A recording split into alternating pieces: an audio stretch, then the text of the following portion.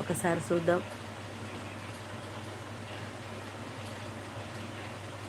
ఆమాస చీకటి అర్ధరాత్రి కాడ అమ్మా అని నన్ను పిలిచినట్లయింది.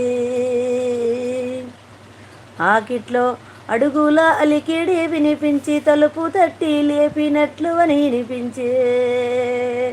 బిడ్డడో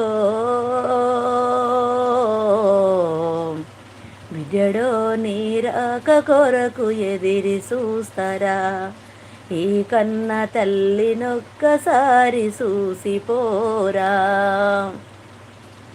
ఆమాస చీకటి అర్ధరాత్రి కాడ అమ్మా అని నన్ను పిలిచినట్లయింది.